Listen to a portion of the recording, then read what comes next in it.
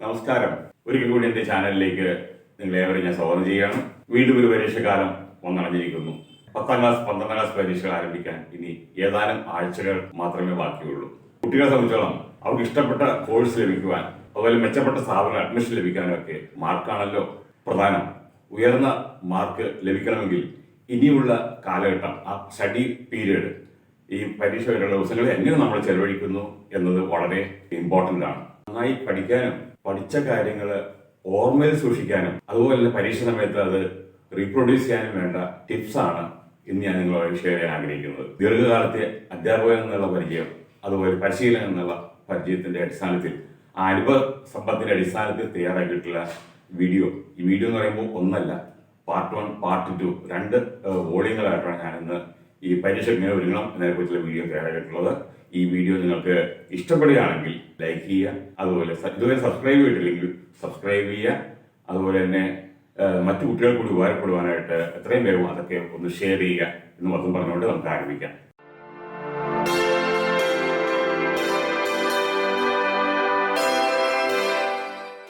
അപ്പോൾ നമുക്ക് ആരംഭിക്കാം. രണ്ട് രീതിയിൽ നമുക്ക് പ്രിപ്പയർ ചെയ്യാം. ഒന്ന് ഹാർഡ് വർക്കിലൂടെ, മറ്റൊന്ന് സ്മാർട്ട് വർക്കിലൂടെ. ഹാർഡ് വർക്കിന്റെ കാലം കഴിഞ്ഞു, ഇപ്പോൾ സ്മാർട്ട് വർക്കാണ്. എന്ന് വെച്ചാൽ നമുക്ക് അതിന് വേണ്ട വ്യക്തമായിട്ടുള്ള ചില സ്ട്രാറ്റജികൾ പരീക്ഷയ്ക്ക് ഒരുങ്ങാൻ ആവശ്യമാണ്. നിങ്ങളുമായിട്ട് ഷെയർ ആഗ്രഹിക്കുന്നത് ഒരു ഫോർമുലയാണ്, 4P ഫോർമുല.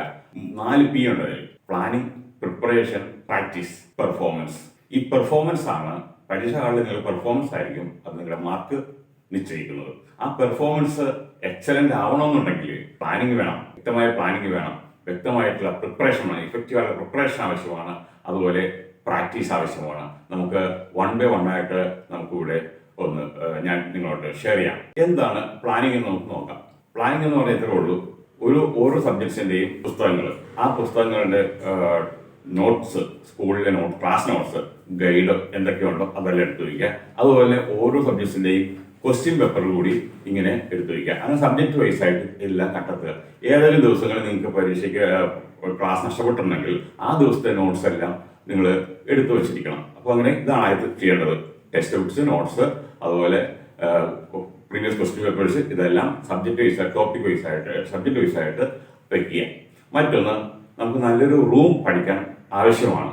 ഉണ്ടെങ്കിൽ നല്ലൊരു റൂം നമുക്ക് ആവശ്യമാണ്. ഇത്രേ ഉള്ളൂ: നല്ല കാറ്റും വെളിച്ചവും നാച്ചുറലായി ലഭിക്കുന്ന റൂമായിരിക്കണം. അതുപോലെ പുറത്ത് ഡിസ്റ്റർബൻസ് ഒന്നും ഉണ്ടാവാത്ത രീതിയിൽ നമുക്ക് ഇരിക്കാൻ കഴിയണം. അപ്പോൾ റോഡിലേക്ക് നോക്കി ആയിരിക്കരുത് ഡെസ്ക് ബെഞ്ച് അറേഞ്ച് ചെയ്യേണ്ടത്, നമ്മോട്ടുള്ള കാഴ്ച ലഭിക്കാത്ത രീതിയിൽ. അതുപോലെ ടിവിയുടെ ശല്യം ഒന്നും ഇല്ലാത്ത രീതിയിൽ ഇരിക്കാൻ പറ്റുന്ന, നല്ല ഫോക്കസ് ലഭിക്കുന്ന, കോൺസെൻട്രേഷൻ ലഭിക്കുന്ന ഒരു റൂം ഉണ്ടെങ്കിൽ വളരെ നന്നായിരിക്കും. നമ്മുടെ പ്ലാനിങ് പാർട്ട് കഴിഞ്ഞു. പ്ലാനിങ് കഴിഞ്ഞാൽ പിന്നെ അടുത്തത് എന്താണെന്ന് അറിയാമല്ലോ, പ്രിപ്പറേഷനാണ്. പ്രിപ്പറേഷനാണ് അതിന്റെ മേജർ പോർഷൻ. ഏറ്റവും ടൈം ആവശ്യം നമുക്ക് പ്രിപ്പറേഷനാണ്. പഠിക്കുക, ഒരുങ്ങുക, പ്രിപ്പറേഷൻ.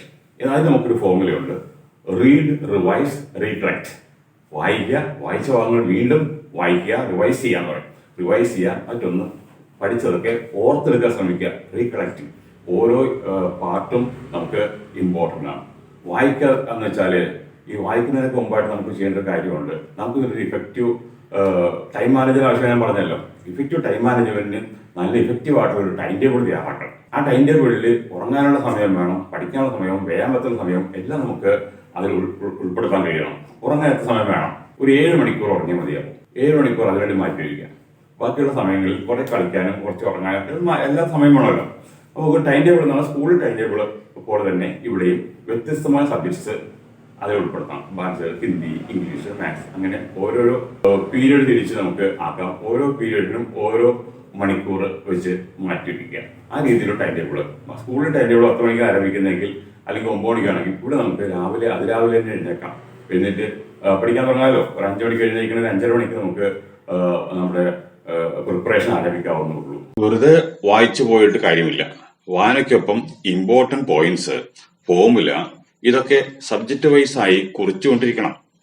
എല്ലാ ദിവസവും ഉറങ്ങാൻ കിടക്കുന്നതിന് മുമ്പായി ഇമ്പോർട്ടന്റ് പോയിന്റ്സും ഫോർമുലയും ഒക്കെ എഴുതിയ ലിസ്റ്റ് എടുത്തു വെച്ച് ഒന്ന് ഓർത്തെടുക്കാൻ ശ്രമിക്കണം. ഇതാണ് റീകളക്ട്. പഠിച്ച പാഠഭാഗങ്ങൾ വീണ്ടും വായിക്കുന്നതാണ് റിവിഷൻ. പരീക്ഷയ്ക്ക് മുമ്പായി എത്ര തവണ റിവൈസ് ചെയ്യുന്നുവോ അത്രയും നല്ലതാണ്. റിവിഷൻ കൂടുന്തോറും റീകളക്റ്റിംഗ് എളുപ്പമാകും. നമ്മുടെ പരീക്ഷകൾ മെമ്മറി ടെസ്റ്റുകളാണല്ലോ. പകൽ മുഴുവൻ കണ്ടിന്യൂസ് ആയി ഇരുന്ന് പഠിക്കാതെ ഓരോ മണിക്കൂറിന് ശേഷവും 5 മിനിറ്റ് ബ്രേക്ക് എടുക്കാം. മുഖം കഴുകാനും വെള്ളം കുടിക്കാനും ഒക്കെ ഈ ഇടവേളകൾ ഉപയോഗിക്കാവുന്നതാണ്. ഒരേ സബ്ജക്റ്റ് തന്നെ തുടർച്ചയായി പഠിക്കാതെ സബ്ജക്ട്സ് മാറി മാറി പഠിക്കുന്നതാണ് ബോറടി മാറ്റാൻ നല്ലത്. പഠിക്കുവാൻ ഡിഫിക്കൽട്ടായ ഭാഗങ്ങൾ പ്രൈം ടൈമിൽ വേണം പഠിക്കുവാൻ. എന്ന് വെച്ചാൽ എത്ര കടുപ്പമുള്ള പാഠഭാഗവും എളുപ്പം മനസ്സിലാക്കാൻ കഴിയുന്ന ഒരു സമയം എല്ലാവർക്കുമുണ്ട്. എന്നെ സംബന്ധിച്ചിടത്തോളം അത് രാവിലെ 5 മണി മുതൽ 7 മണി വരെയാണ്. അതിരാവിലെ ഉണർന്ന് പഠിക്കുന്നതാണ് നല്ലതെന്നാണ് എന്റെ അഭിപ്രായം. Fresh body, fresh mind, calm and cool atmosphere, ഇതൊക്കെയാണല്ലോ പഠിക്കാൻ വേണ്ടത്. ഇനിയാണ് പ്രാക്ടീസ്. റിവിഷൻ കഴിയുന്ന മുറയ്ക്ക് ഓരോ വിഷയത്തിന്റെയും പ്രീവിയസ് ക്വസ്റ്റ്യൻ പേപ്പർ എടുത്തു വെച്ച് അനുവദിച്ചിട്ടുള്ള സമയത്തിനുള്ളിൽ എഴുതി തീർക്കണം. പ്രാക്ടീസ് എന്നുകൊണ്ട് ഉദ്ദേശിക്കുന്നത് അതാണ്. എന്നിട്ട് ഒരു ടീച്ചർ മൂല്യനിർണ്ണയം നടത്തുന്നത് പോലെ കൃത്യതയോടെ സ്വയം മൂല്യനിർണ്ണയം നടത്തുക. പെർഫെക്റ്റായി എഴുതാൻ കഴിയാതിരുന്ന ചോദ്യങ്ങൾക്കുള്ള ഉത്തരങ്ങൾ വീണ്ടും വായിച്ചു പഠിച്ച് കോൺഫിഡന്റ് ആവണം. പ്രാക്ടീസിന്റെ ഭാഗമായി ഗ്രൂപ്പ് ഡിസ്കഷനും ആകാവുന്നതാണ്. നാം പഠിച്ച ഭാഗങ്ങൾ സുഹൃത്തുക്കൾക്ക് പറഞ്ഞു കൊടുക്കുക. മറ്റുള്ളവർക്ക് പറഞ്ഞു കൊടുക്കുമ്പോഴാണ് നാം നന്നായി പഠിക്കുന്നത്. പ്രീവിയസ് ക്വസ്റ്റ്യൻ പേപ്പേഴ്സ് വായിച്ചു നോക്കുന്നതുകൊണ്ട് മറ്റൊരു ഗുണം കൂടിയുണ്ട്. ഏതൊക്കെ ഭാഗത്തു നിന്നാണ് ക്വസ്റ്റ്യൻസ് കൂടുതലായി ചോദിക്കാറുള്ളതെന്നും ചോദ്യങ്ങൾ എങ്ങനെയൊക്കെയാണ് വരുന്നതെന്നും ഒക്കെ അറിയാനുമാവും. പ്ലാനിംഗ്, പ്രിപ്പറേഷൻ, പ്രാക്ടീസ്, ഇതാണ് നമ്മളിപ്പോ ഈ വീഡിയോയിൽ ചർച്ച ചെയ്യുന്നത്. അടുത്ത വീഡിയോയിൽ ചർച്ച ചെയ്യുന്ന കാര്യങ്ങൾ ഇതല്ല. അതിൽ ചർച്ച ചെയ്യുന്ന കാര്യങ്ങൾ നമുക്ക് ഫിസിക്കൽ ഹെൽത്ത്, മെന്റൽ ഹെൽത്ത്, അതെങ്ങനെ മെയിൻറ്റെയിൻ ചെയ്യാം. ഇത് രണ്ടും വളരെ ഇമ്പോർട്ടന്റ് ആണല്ലോ. പരീക്ഷയ്ക്ക് മുമ്പായിട്ട് എന്തെങ്കിലും അസുഖം വന്നാൽ നമ്മളെ പരീക്ഷ ആകെ കൂടി കുളമാവുന്ന കാര്യത്തിൽ ആ സംശയമില്ല. അപ്പോൾ ഫിസിക്കൽ ഹെൽത്തും മെന്റൽ ഹെൽത്ത് എങ്ങനെ മെയിൻറ്റെയിൻ ചെയ്യാം. അതുപോലെ തന്നെ പരീക്ഷ തലേന്ന് എന്തൊക്കെ ചെയ്യണം. അതുപോലെ പരീക്ഷാ ദിവസം എങ്ങനെയാണ് ഒരുങ്ങേണ്ടത്, പരീക്ഷ ആ ടൈം എങ്ങനെ ചെലവഴിക്കണം, ഇത്തരം കാര്യങ്ങൾ അടുത്ത വീഡിയോയിൽ കാണാം. ഓക്കെ.